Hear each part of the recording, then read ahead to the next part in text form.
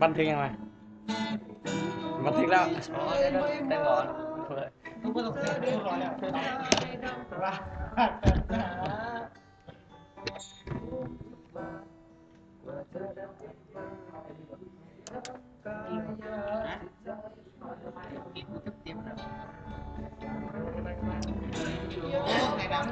เพียงมาเรียกออกกล้องให้มีใหญ่ใหญ่เราไปยังไปอีกดิเห็นกันหมดโอ้โห ไม่ได้แต่อยากเห็นมันเราก็ไม่อยากแกงอยู่แล้ว เอาไว้ทั้งหางคุณหนังเห็นหมดอ่ะ บอกแห้งแล้วมันเขาคลิปแต่กูลง YouTube อย่างเดียวเลยกู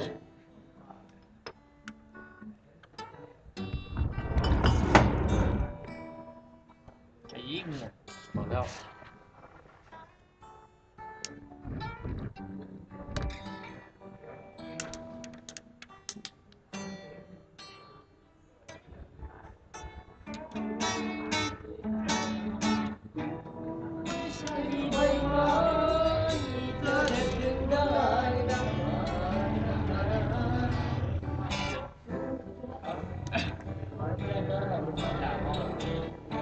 แล้วอย่าติดใจ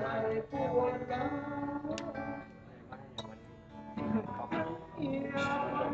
หาทุ่มเด็ก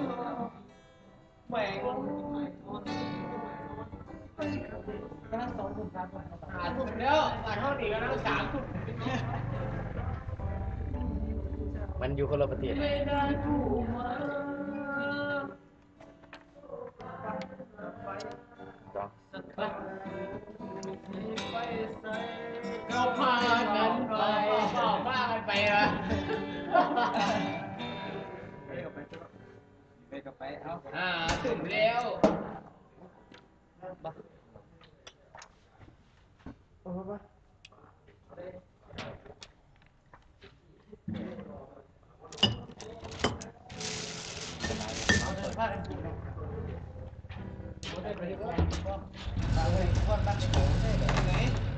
นี่ต่อไปคือคนมัน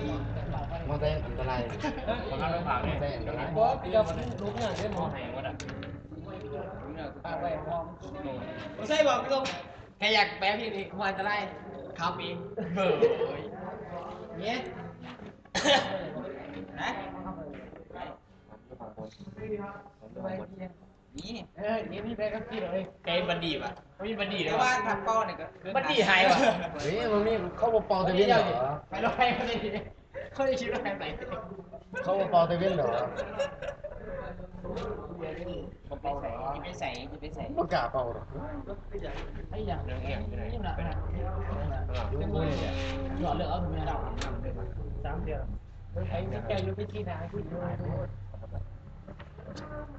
ไปจะเข้าขึ้นในขาปีที่แล้ว แต่เบียร์เสียตั้ง3 ขวด มีเรื่องไรอะไรคนมันได้ โอ้ทำผม เราไม่เลือก ก่อนมันกิโลเบียร์ไปแค่ไหนที่ละก่อนมัน ผมไม่ตำรวจจะมา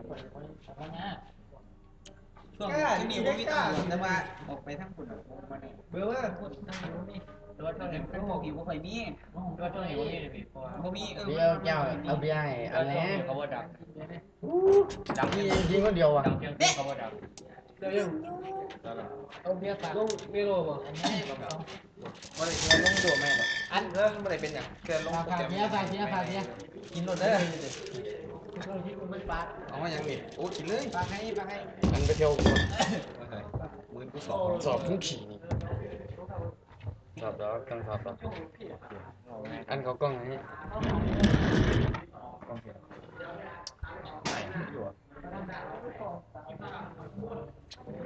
อย่าทำกันเลยเดี๋ยวอุ้ยลงมาบ่าเอ้ยเอนเตอร์เทนคนดี เมื่อวานเนี่ยมาไปงานผม ใครใครไปงานศพ ผมมาไปงานผม ใคร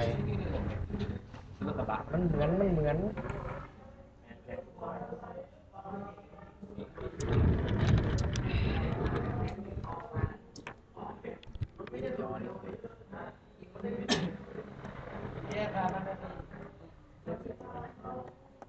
ย่าไปกับยี่เป็นเสียอยู่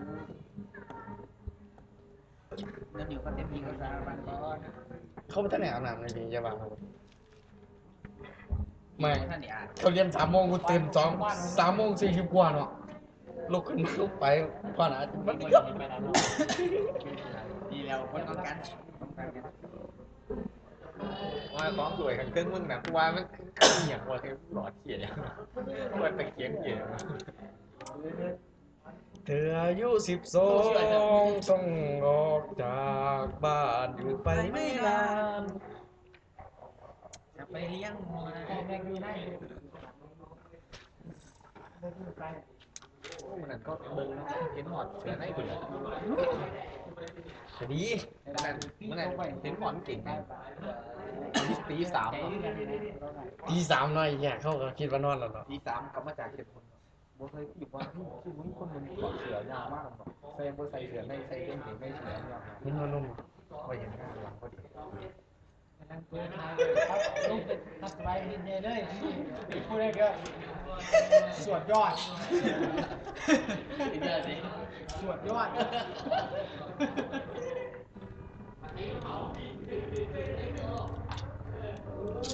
ให้กินพิซซ่าที่ไหนครับ ไม่ต้องสอบแล้วไม่ต้องเลี้ยงเขาเลี้ยงเหล้า หลังอัด มันบันทึกไป6 นาทีกว่าเลย ไปเรื่อยๆคนที่เป็น เฮ้ย